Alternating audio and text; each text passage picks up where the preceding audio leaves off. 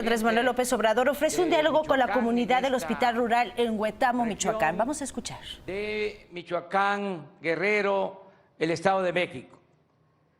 Estamos avanzando, trabajando y puede quedar aquí de manifiesto en Huetamo. Cuando estuvimos la vez pasada, hace 6 meses, no teníamos programado regresar a Huetamo. Pronto surgió esta necesidad porque estamos dando importancia especial a todo el sistema de salud pública del país. Y para que no nos quedáramos solo en lo teórico, en la oficina, escuchando informes, leyendo reportes, decidimos mejor hacer una gira por todos los hospitales del IMSS Bienestar, que son 80. Ya con Huetamo llevamos 29. De modo que por eso se llevó a cabo esta gira y a 6 meses de esta primer visita que hicimos a Huetamo, ya puedo decir que se está avanzando, que el gobierno está trabajando y lo puedo probar. Cuando vine la primera vez, hace 6 meses, no se había empezado a entregar el apoyo a los adultos mayores. Ahora ya, aquí tengo el informe y la mayoría de los adultos mayores de Huetamo ya están recibiendo su pensión. Ya no 1,160 pesos, sino 2,550 pesos. Llevamos entregados el 86% de los apoyos. Han recibido este apoyo 4,384 adultos mayores. La meta para Huetamo son 5,096. Por eso hablo del 86%. Esto es, como decía el general Mújica, hechos, no palabras. También cuando estuve aquí en Huetamo empezaba el programa de la pensión para niñas y niños con discapacidad. Hoy puedo decir que 294 niños y niñas de este municipio de Huetamo ya están recibiendo su pensión de 2,550 pesos bimestrales. También hechos, no palabras. En lo que tiene que ver con las becas, ya se han entregado becas para preescolar, primaria y secundaria a 1,718 estudiantes de familias de escasos recursos económicos, 1,600 pesos bimestrales. También todos los estudiantes de preparatoria de escuelas públicas de Huetamo, son 1,131 alumnos. Ya se han entregado 1,086 becas. También 1,600 pesos bimestrales, el 96%. Aquí nos falta porque hay quienes están en escuelas de cooperación y no están siendo tomados en cuenta, pero ya se va a ampliar el programa para que no se quede ningún joven sin recibir este apoyo. También de Huetamo son 174 estudiantes de nivel superior, 174 que ya están recibiendo una beca de 2,400 pesos mensuales. Y también los jóvenes que no estudian y no tenían empleo ya están siendo contratados en el programa Jóvenes Construyendo el Futuro. Hasta ahora, 485 jóvenes que están ganando 3,600 pesos mensuales, aquí nada más en Huetamo, y así en todo Michoacán. Esto es lo que se viene llevando a la práctica. Cuando vine a Huetamo, se inició el programa de apoyo a productores, ejidatarios, pequeños propietarios. Han recibido este apoyo 1,803 productores de Huetamo. Y vine a Huetamo y estaba detenida la presa, el Chigüero. Se resolvió el problema en cooperación con la colaboración del gobierno del Estado. El gobierno del Estado se hizo cargo de las viviendas y el gobierno federal destinó más presupuesto para terminar con la presa y ya se inició la obra de sistemas de riego. Se está trabajando para que a finales de este año quede concluida esa obra en beneficio de los productores de Huetamo. No sé si pueda venir en diciembre, lo importante no es inaugurar las obras, lo importante es que se terminen las obras en beneficio de la gente. También aquí informo que estamos llegando a un acuerdo con el gobierno de Michoacán para federalizar la educación, que no haya dos sistemas, porque hay muchos problemas para maestros estatales. Cobran los maestros federales y los estatales, como no se transfieren los fondos suficientes, no pueden cobrar. O ahora que se inició el periodo vacacional, que se terminó el ciclo escolar, a los federales se les pagan 3, 4 semanas, quincenas, y a los estatales apenas una. Entonces, eso lo vamos a resolver. Vamos a terminar de hacer un censo, de verificar bien, escuela por escuela, porque ya no se admiten los aviadores.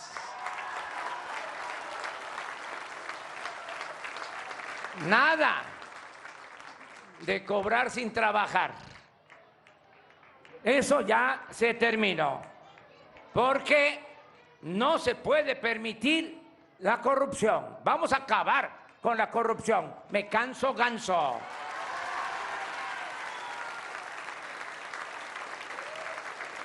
Van a llegar todos los apoyos. Y así como estamos llegando a este acuerdo con el gobierno del Estado, que logró que sea Michoacán el primer estado en que se inicie este programa de federalización. Hay otros estados que me están pidiendo lo mismo,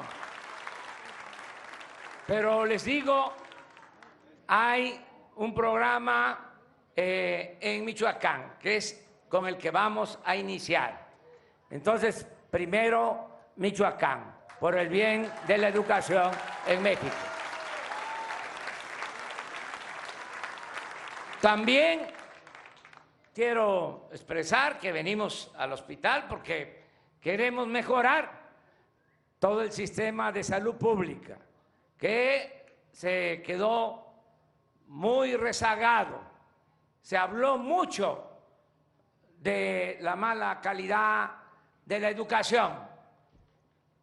Hubo pleitos, se polarizó, se le echó la culpa del atraso educativo a las maestras, a los maestros, para imponer la mal llamada reforma educativa. Todo porque este plan lo imponían desde el extranjero. Definían la agenda y los gobiernos dóciles, para no decir otra cosa, hacían caso y aplicaban una agenda que no tenía nada que ver con nuestra realidad. Entonces, impusieron las llamadas reformas estructurales. Eran recetas que enviaban desde el extranjero. Reforma fiscal, que no es más que aumentos de impuestos. Reforma laboral, que no fue más que quitar los derechos a los trabajadores. Reforma energética, que no fue más que apostar a la privatización del petróleo y de la industria eléctrica. Y lo mismo, reforma educativa, que no tenía más propósito, o lo que estaba en el fondo era alentar la privatización de la educación, con la idea de que estudiara el que tuviese para comprar la educación, para pagar colegiatura, como si la educación fuese una mercancía. Pusieron la educación al mercado. La educación para nosotros es un derecho del pueblo, no es un privilegio. Pero ellos tenían y sostienen otra manera de pensar.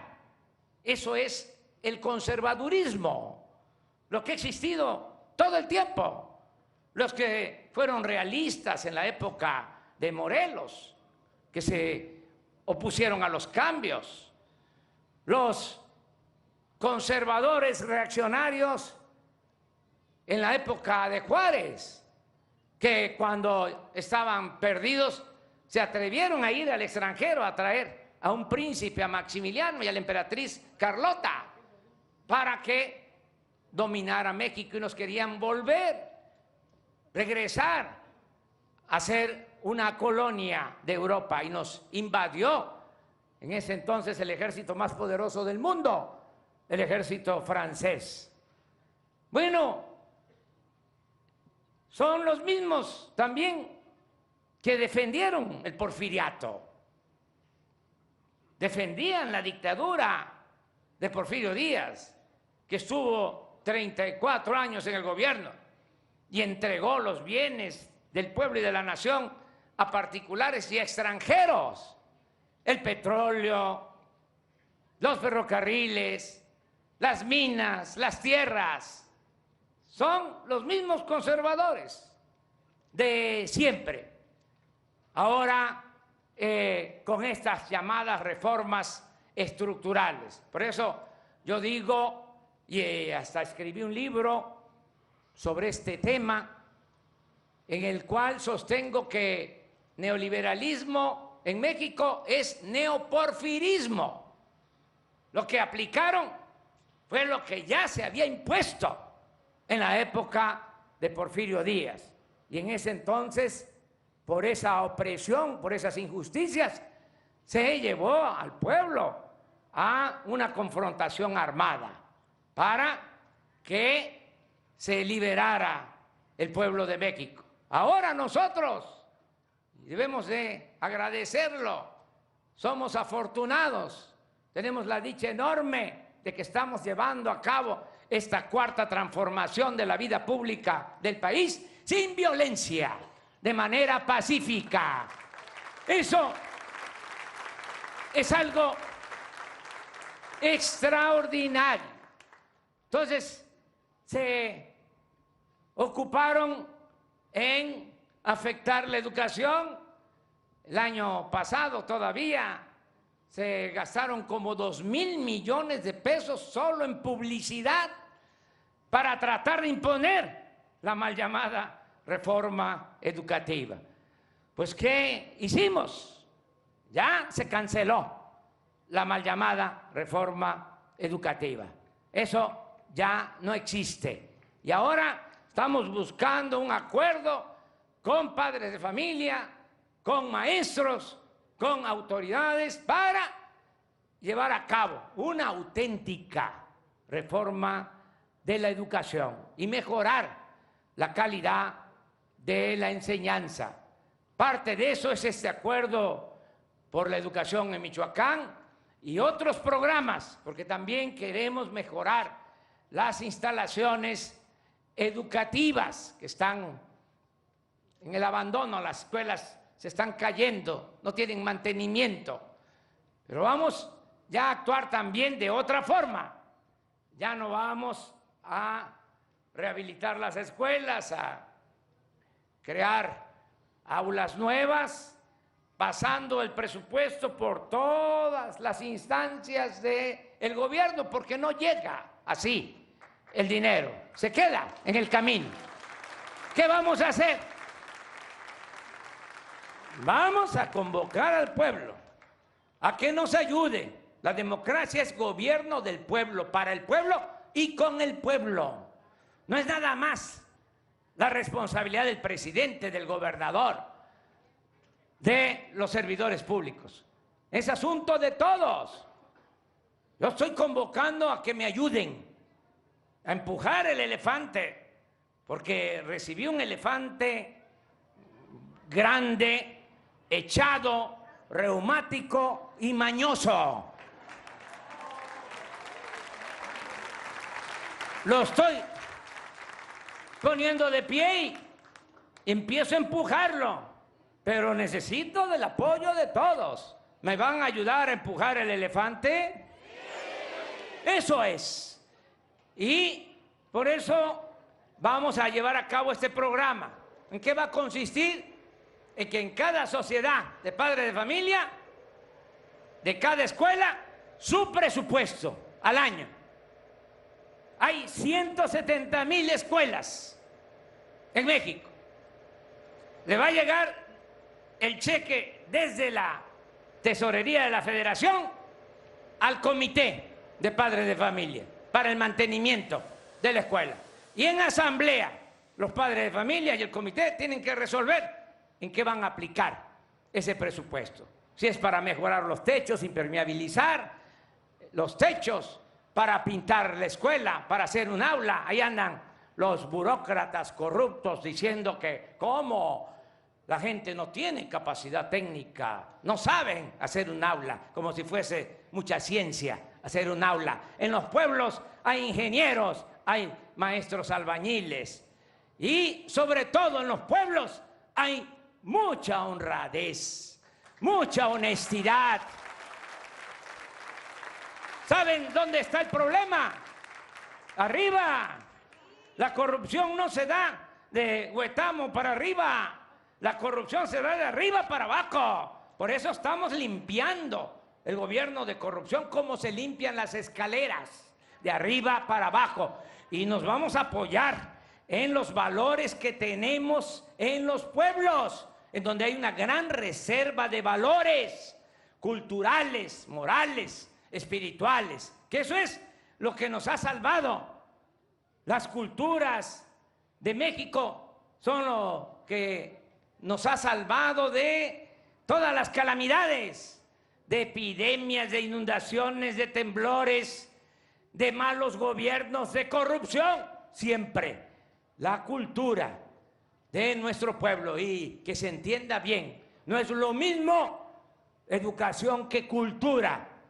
Educación es lo que se aprende. La cultura viene de lejos. Es lo más importante que tenemos en México. Ya quisieran en otros países tener la cultura que tenemos en México, en nuestro querido México. Por eso tengo mucha fe de que vamos a sacar adelante al país. Tenemos recursos naturales, tenemos un pueblo por la cultura, con vocación de trabajo. ¿Qué nos habían hecho creer? De que el pueblo de México era un pueblo flojo y que si había pobreza era porque la gente no trabajaba. ¡Falso! Ahí está el ejemplo de nuestros paisanos migrantes, los que por necesidad se tuvieron que ir a buscarse la vida del otro lado de la frontera. ¿Saben que están enviando 35,000 millones de dólares a sus familiares? Esas remesas son la principal fuente de ingresos que tiene nuestro país. Gracias a ellos. Un aplauso para los héroes vivientes, nuestros paisanos migrantes. Y aquí abro un paréntesis para informar y también expresar mis condolencias, porque ayer perdieron la vida estadounidenses y mexicanos en El Paso, Texas, por un tiroteo que llevó a cabo, según la información, un joven con un arma de alto poder, y perdieron la vida 20 seres humanos. Yo ayer lo di a conocer antes que otros, porque me enteré, a pesar del hermetismo en que manejaron este asunto en Estados Unidos, de que habían muerto de los 23 mexicanos. Pero hoy, desgraciadamente, ya el informe que dio el FBI, que no querían que se conociera porque entendemos están haciendo las investigaciones, lo lamentable es que se confirma que son 6 mexicanos los que perdieron la vida y 7 heridos en El Paso, Texas. Nuestro abrazo, nuestra sincera solidaridad para los familiares de las víctimas. Hemos estado pendientes desde que sucedieron estos casos lamentables.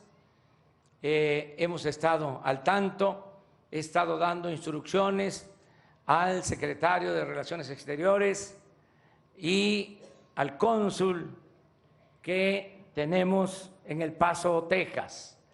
Ya se avisó a los familiares, se les pidió también a los gobernadores de donde son originarios las víctimas que se ayude en todo en estos momentos difíciles.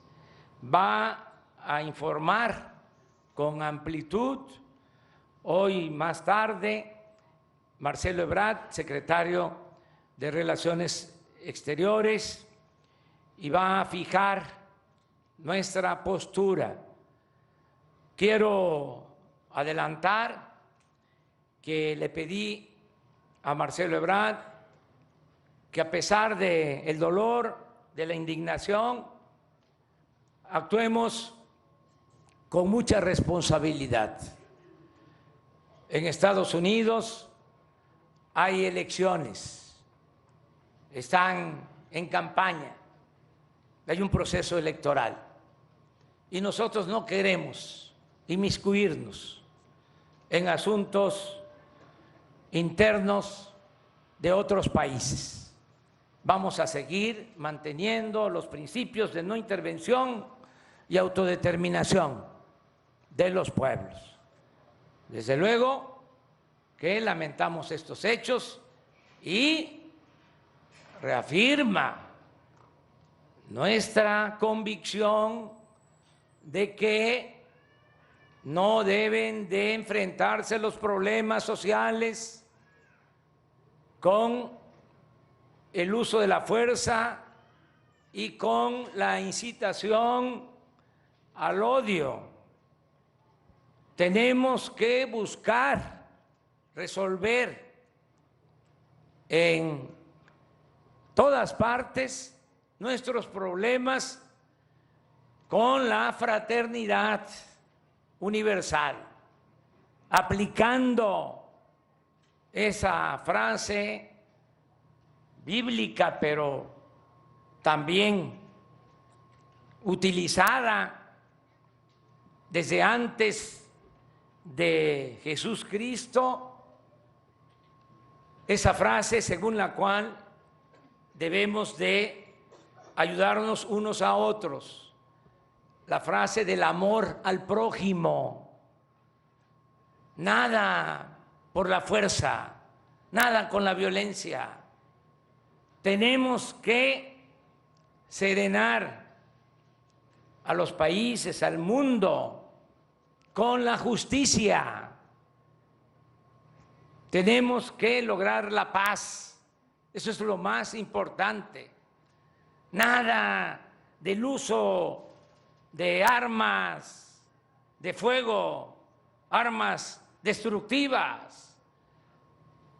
Amarnos, querernos unos con otros, no odiarnos, hacer a un lado la discordia, buscar siempre la unidad de todos los seres humanos.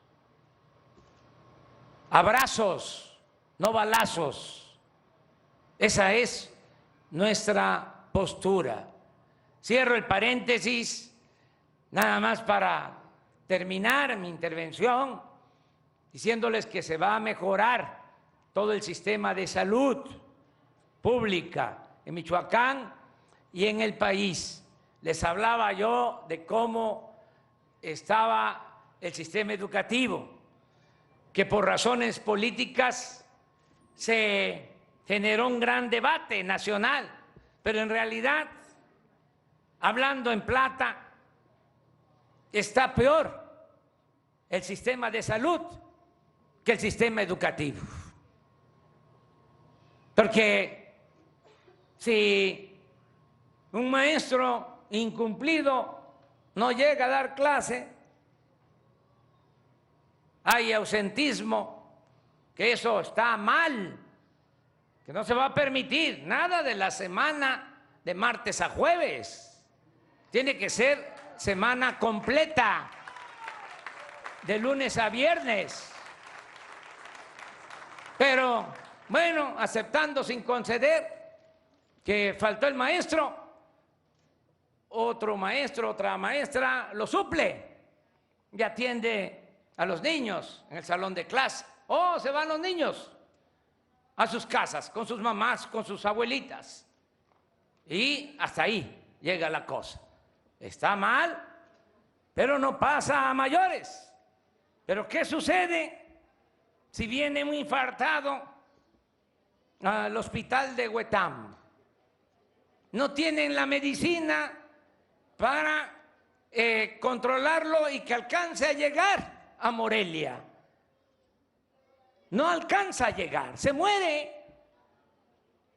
Por eso nos importa mucho mejorar la atención médica y que ya no haya discriminación, porque entre más lejos esté una unidad médica rural, un hospital, menos médicos, menos medicinas.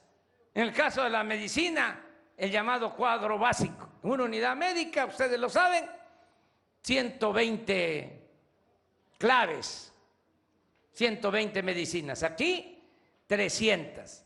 En el régimen ordinario del seguro, 600 en Morelia. En la Ciudad de México, en los hospitales, 1,200 claves.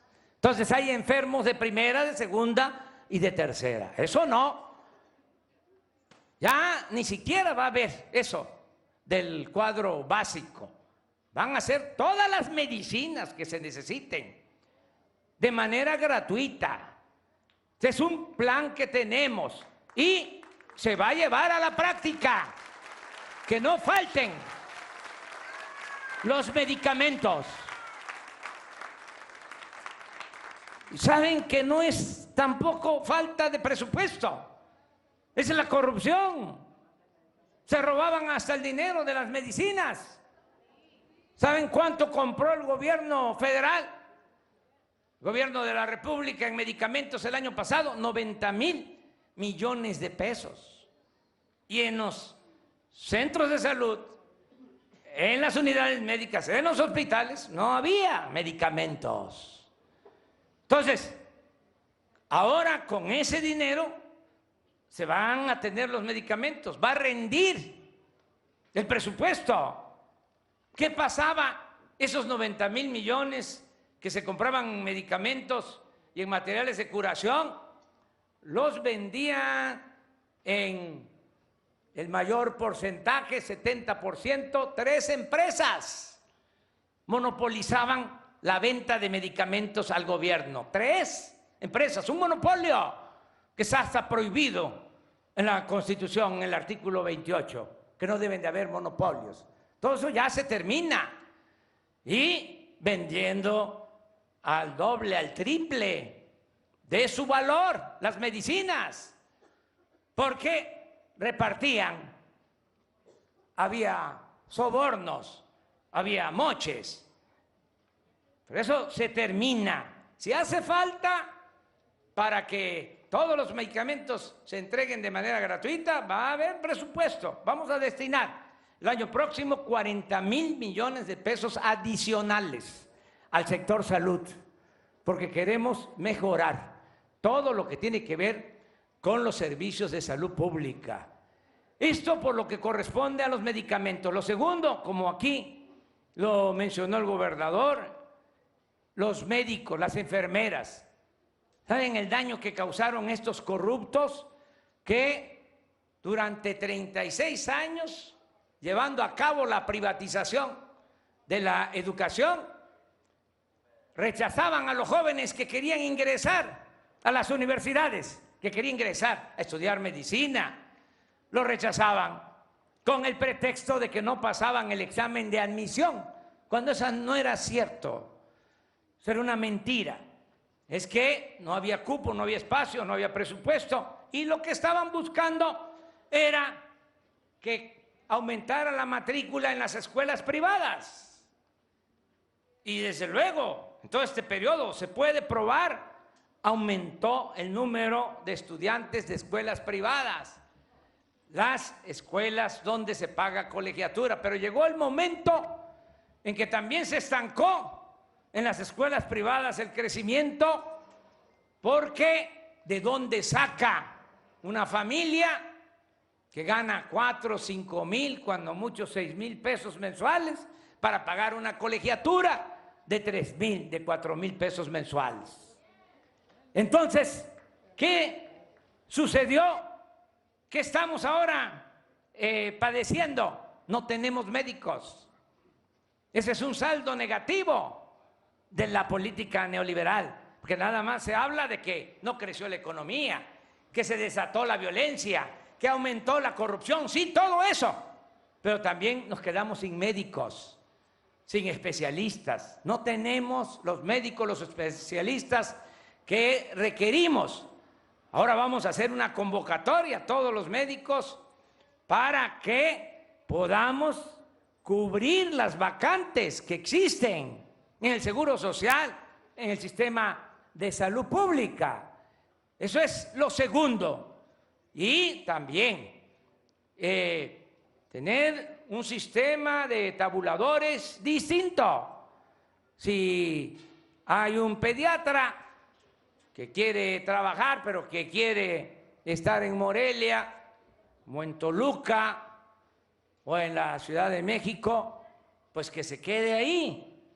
Pero el pediatra que esté trabajando en Huetamo va a ganar más que el que esté en Morelia, que el que esté en Toluca o que el que está en la Ciudad de México.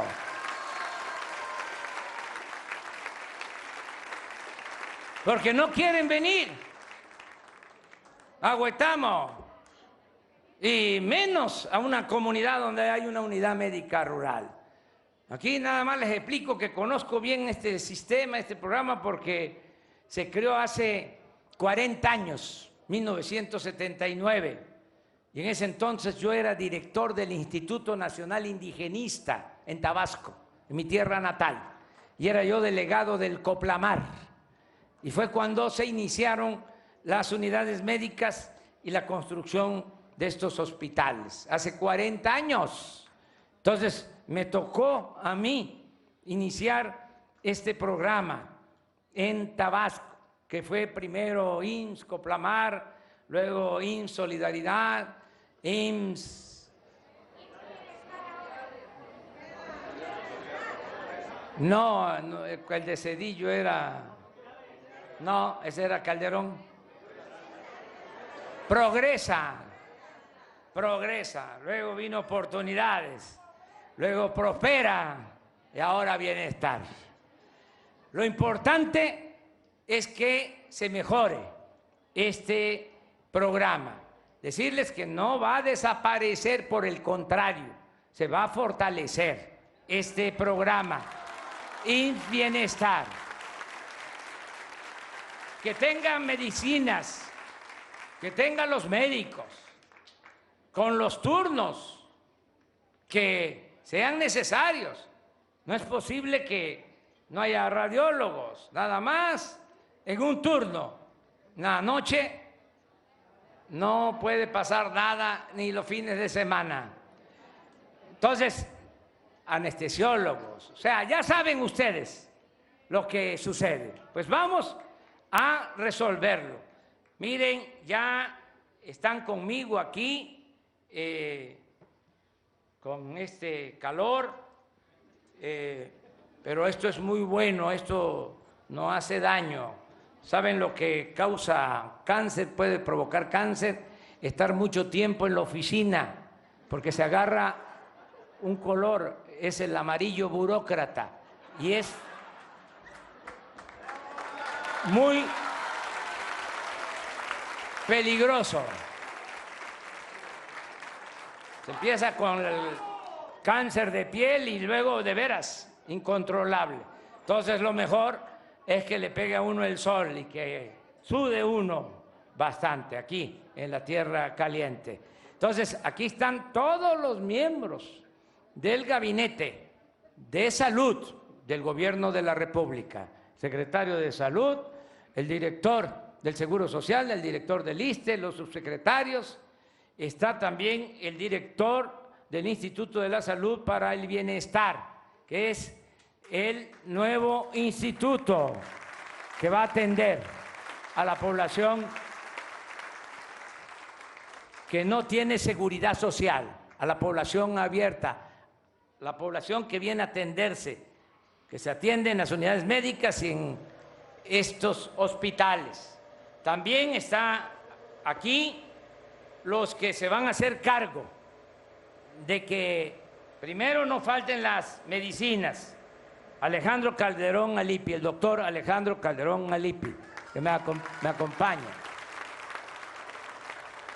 Está también el doctor Alejandro Esbarch, que es el encargado de que no falten las enfermeras y los médicos. Y el tercer programa es la rehabilitación de las instalaciones de salud, que tengan equipo y que hayan los espacios suficientes. Para eso está el arquitecto Carlos Sánchez Meneses. Aquí están los tres. Párense los tres, por favor. Los escogimos jóvenes para que aguanten. Para que ellos estén a cargo. En el caso de las medicinas que lleguen hasta la comunidad más apartada. ¿Cómo reparten la Coca-Cola y la Sabrita? ¿Que no vamos a poder nosotros distribuir las medicinas? Claro que sí, me canso ganso.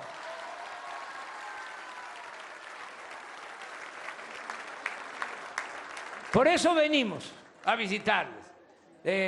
Agradecemos mucho a ustedes su presencia. El cuarto programa, que es muy importante, ya hablé, medicinas, médicos, infraestructura. El punto 4 es la regularización de los trabajadores de la salud. Es decir, los que están trabajando como eventuales van a ser basificados, para que quede claro. No lo vamos a hacer de la noche a la mañana, es un proceso, pero lo vamos a llevar a cabo. Es mi compromiso, mientras esté la presidencia, antes de terminar mi mandato, van a quedar basificados todos los trabajadores del sector salud de nuestro país. Ese es mi compromiso. Porque les pido a ustedes que nos ayuden. No vamos a poder sacar adelante a México sin el apoyo del pueblo y sin el apoyo de los trabajadores. Para sacar adelante la educación necesitamos el apoyo de maestras y de maestros. Estamos contando ya con el apoyo para rescatar a Pemex de los trabajadores petroleros. Nos están ayudando. Acabamos de firmar la revisión del contrato colectivo de Pemex y hubo una disminución, pero no en contra del trabajador petrolero, sino de los líderes. 1.600 millones de pesos de ahorro de lo que se les entregaba de viáticos. Se les habló y escucharon de que ya no son los mismos tiempos y que todos tenemos que actuar con austeridad republicana. No puede haber gobierno rico, líderes ricos, con pueblo pobre. Eso ya se terminó. Entonces, lo mismo los trabajadores electricistas. Me están ayudando mucho a levantar la Comisión Federal de Electricidad. Y estoy solicitando el mismo apoyo de los trabajadores de la salud. Por eso venimos a visitarles. Yo mucho gusto estar aquí con ustedes en Huetamo. Voy a seguir recorriendo los pueblos y lo voy a seguir haciendo como siempre, a ras de tierra. ¿Cómo venía yo antes? Pues por carretera. ¿Cómo vine ahora? Por carretera. Ya no hay aviones, ya no hay helicópteros privados. Está prohibido. El avión presidencial está en venta en California. Un avión que le compró Calderón al presidente Peña, se lo dejó comprado. Un avión para 280 pasajeros, con restaurante, con alcobas. ¿Cómo me iba yo a subir a un avión así? Era ofender al pueblo. Aquí estamos en las tierras de Morelos, que decía que se modere la indigencia y la opulencia. Es decir, que haya igualdad. ¿Qué estamos haciendo? Se puso en venta ese avión de lujo que no lo tiene ni Donald Trump. Y estamos vendiendo todos los aviones y helicópteros. Utilizaban los helicópteros hasta para ir de compras, hasta para ir a jugar golf. Además, si vengo a Huetamo en helicóptero, ¿cuándo me voy a dar cuenta de cómo están las carreteras? ¡Nunca!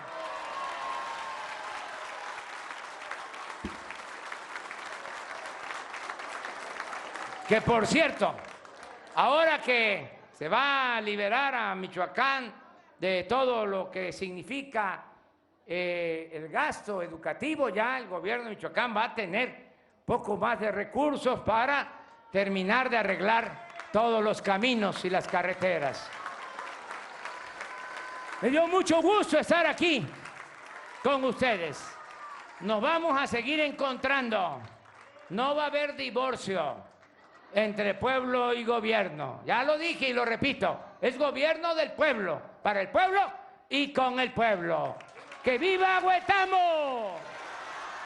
¡Que viva la tierra caliente de Michoacán!